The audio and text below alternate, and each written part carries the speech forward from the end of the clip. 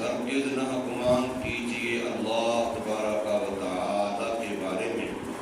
کہ وہ اپنے رسولوں سے کیے ہوئے وعدے کی خلاف ورزی کریں گے۔ بے شک اللہ زبردست ہے، بدلہ دینے والا ہے۔ یاد کرو اس دن کو جس دن تبدیل کر دی جائے گی یہ زمین دوسری زمین کے ساتھ، اور آسمان بھی بدل دیے جائیں گے، اور نکلیں گے لوگ اللہ واحد القہار کے سامنے۔ سورہ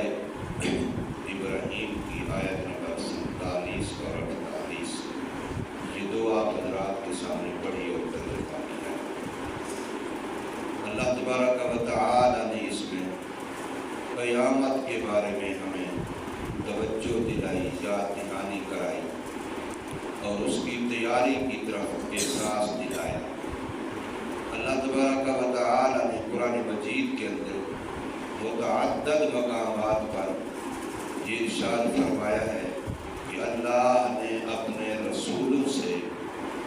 ان کی مدد کا، ان کے ساتھ غلبے کا وعدہ فرمایا ہے، اور یہ بھی فرمایا کہ میں اور میرے رسول ہی غالب ہوں گے، یقیناً ضرور بھی ضرور۔ تو اسی کی طرف اللہ نے یاد دہانی کرائی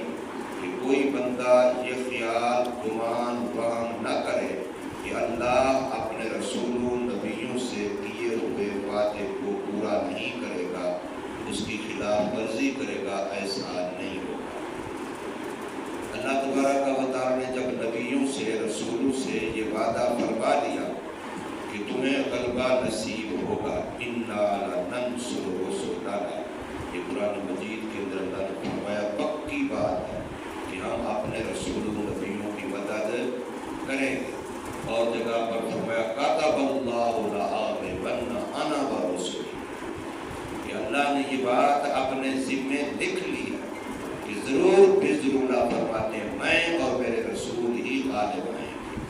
اب یہ اللہ کے وعدے ہیں حق والوں کے ساتھ، دین والوں کے ساتھ، نبیوں کے ساتھ، نبیوں کے متبعین پیروکاروں کے ساتھ، غلبہ تمہارا ہوگا، کامیابی تمہاری ہوگی۔ اس لیے اسی کی طرف اشارہ فرمایا فَلَا تَحْسَبَنَّ اللَّهَ، بس ہرگز نہ خیال کیجیے، گمان کیجیے اللہ کے بارے میں مخلف وعدہ رسلہ، کہ وہ اپنے رسولوں سے کیے ہوئے وعدے کی خلاف ورزی کریں گے، ایسا گمان نہ کیجیے۔ یہاں لا تحسبن اللہ، یہ جو فعل ہے حسب، یہ افعال قلوب میں سے، اور دو مفعول چاہتا ہے،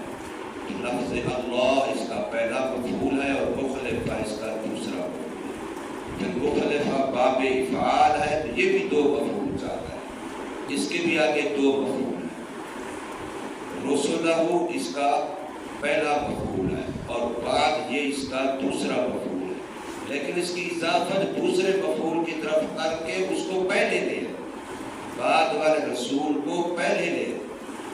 اور بعد والے مفعول کو پہلے لے آئے اور پہلے والے کو بعد میں۔ اس کے اندر آپ کو پتہ ہے کہ جب ایسا اللہ پاک ارشاد فرماتے ہیں کلام عرب میں ہوتا ہے کہ التقدیم ما حق التاخیر یفید الحصر والتخصیص، تو یہاں اسی کی طرف اشارہ فرمایا کہ اللہ اپنے رسولوں سے کیے ہوئے وعدے کی بالکل خلاف ورزی نہیں کرے گا، یہ حصر کرنا مقصود تھا، اس لیے ورنہ ہوتا مخلفہ رسلہ وعدہ، لیکن مخلفہ رسلہ وعدہ کے بجائے کلام کیا ہے مخلفہ وعدہ رسلہ، تو اس کو مقدم کیا اور دوسرے مفعول کو مضاف الیہ بنایا، اس کے اندر حصر پیدا کرنے کے لیے کہ اللہ تبارک و تعالی اپنے رسولوں سے کیے ہوئے وعدے کے بالکل خلاف نہیں کرے گا۔ یہ 100% گارنٹی اور پکی ٹھکی بات ہے۔ تو فرمایا کہ آپ یہ خیال نہ کریں کہ اللہ تبارک و تعالیٰ اپنے رسولوں سے کیے ہوئے وعدے کے خلاف ورزی کرے گا اور ان کے وعدوں کو پورا نہیں کرے گا، ایسا خیال نہ کریں۔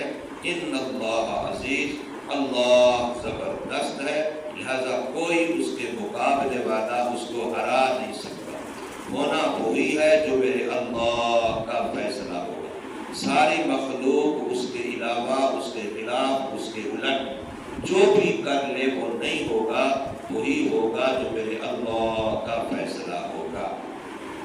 سنتے کا اور پھر اللہ تبارک و تعالیٰ فرماتے میں نے بدلہ لینا ہے۔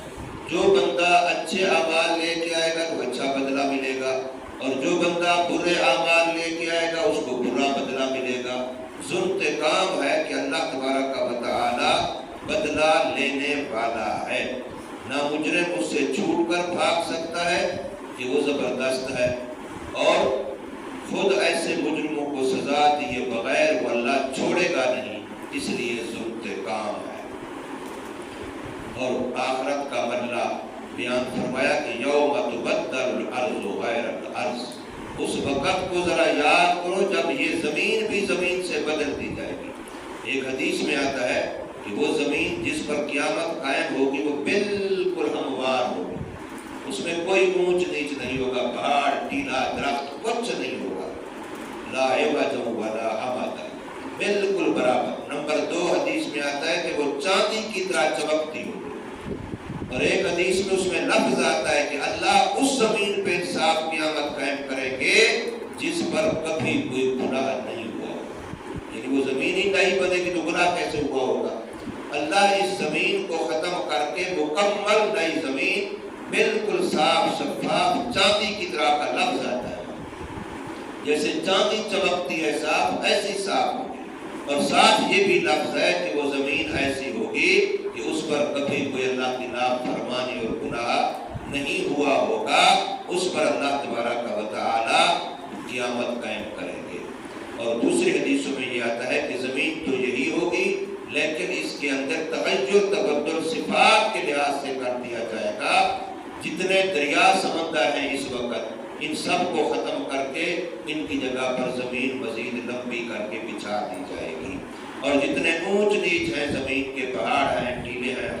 غاریں ہیں گہرائیاں ہیں یہ سب ختم ہو جائیں گے، زمین ہموار اور برابر کر دی جائے گی۔ یہی حال آسمانوں کا ہوگا، سورج ختم، چاند ختم، ستارے ختم۔ قرآن مجید کے اندر آخری سپارے میں اللہ پاک نے کتنی صورتوں میں قسم کھا کھا کے فرمایا ہے کہ اس زمانے کو یاد کرو، اس وقت کو یاد کرو جب ستارے ٹوٹ جائیں گے، ستارے بے نور ہو جائیں گے، سورج ٹوٹ جائے گا، سورج بے نور ہو جائے گا، چاند ٹوٹ جائے گا، بے نور ہو جائے گا۔ یہ قیامت کا زلزلہ کوئی معمولی نہیں ہوگا،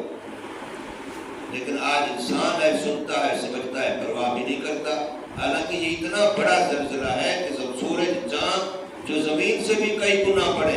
وہ بھی اس کو برداشت نہیں کر سکیں گے اور وہ گر جائیں گے۔ سورج کے بارے میں آتا ہے کہ وہ سمندر میں گرے گا، اور سمندر میں گرنے کی وجہ سے اس کی گرمی اتنا زیادہ ہے کہ پورے سمندر کا پانی آگ بن جائے گا۔ جتنا سمندر کا پانی ہے جو لامحدود ہے، زمین تو ایک چوتھا حصہ ہے، 3 حصے پورے پانی ہمارے سائنسدان تعلیم والے بتا رہے ہیں، تو وہ 3 حصے پانی میں جب سورج گرے گا تو وہ سارا پانی جس کی گہرائی بسا ہوگا تو ناپی نہیں جا سکتی، اتنا زیادہ گہرے سمندر ہے، لیکن فرمایا وہ سارا آگ بن جائے گا۔ تو اس لیے حدیث پاک میں یہ بھی آتا ہے، جہاں صحابہ نے حضور صلی اللہ علیہ وسلم سے مسئلہ پوچھا تھا کہ بسا اوقات ہم سمندر کے اندر سفر میں ہوتے ہیں اور ہمارے پاس پانی نہیں ہوتا، یا ہوتا ہے تو بہت تھوڑا ہمارے پینے کھانے کی ضرورت کا ہوتا ہے، وضو غسل کا نہیں ہوتا، تو آیا سمندر کے پانی سے ہم وضو غسل کر سکتے ہیں؟ اب اس میں سوال کی منشا میں 2 باتیں لکھی ہیں۔ ایک منشا سوال کا یہ تھا کہ چونکہ سمندر میں بہت ساری چیزیں مرتی ہیں اور مری ہوئی لوگ ڈال دیتے ہیں، گندا پانی بھی جاتا ہے، اس لیے ان کے دل میں اشکال آیا کہ آیا پتہ نہیں اس پانی سے وضو غسل جائز ہوگا یا نہیں ہوگا، کیونکہ کتنی چیزیں جو سمندر میں ہیں وہ مرتی وہیں ہیں، رہتی وہیں ہیں، تو وہ پانی پلید ہوتا ہے کہ نہیں ہوتا، اس لیے سوال کیا۔ اور ایک وجہ سوال کی یہ لکھی ہے صحابہ کرام کی کہ سوال اس لیے کیا کہ انہوں نے رسول اللہ صلی اللہ علیہ وسلم سے یہ حدیث سنی تھی کہ جہنم سمندر کے نیچے ہے، جہنم سمندر کے نیچے ہے، یہ حدیث سنی تھی اس بنا پر کہ سمندر کے نیچے جب جہنم ہے تو یہ سمندر جہنم کے اوپر ہے، تو جہنم تو پلید ہی پلید ہے، گند ہی گند ہے، تو آیا یہ پانی قابل استعمال ہے وضو غسل کے لیے یا نہیں؟ یہ بھی ایک وجہ ہے۔ تو اس لیے فرمایا کہ سورج گرے گا تو وہ بھی اسی پانی کے اندر پانی بھی آگ بن جائے گا. گویا اسی اگر حدیث کو لیا جائے تو پھر یہ جہنم کا حصہ بن جائے گا. جہنم آگ ہی آگ ہے. تو فرمایا یوم تبدل الارض، یاد کرو ذرا اس دن کو جس دن یہ زمین تبدیل کر دی جائے گی غیر الارض، اور زمین کے ساتھ، والسماوات، اور آسمانوں کو بھی بدل دیا جائے گا اور آسمانوں کے ساتھ، چاہے وہ ذاتوں کی تبدیلی ہو یا صفتوں کی تبدیلی ہو. وَبَرَزُوا لِلَّهِ الْوَاحِدِ الْقَهَّارِ، اور جتنے انسانیت زمین میں دفن ہو چکے سارے نکل کھڑے ہوں گے اللہ قہار کے سامنے، واحد کے سامنے. اس وقت ان کی پیشی ہوگی. وَبَرَزُوا، نکلیں گے وہ لوگ، اٹھ کھڑے ہوں گے، نکل کھڑے ہوں گے، ظاہر ہوں گے وہ اس اللہ کے سامنے جو یکتا اور واحد ہے، القہار،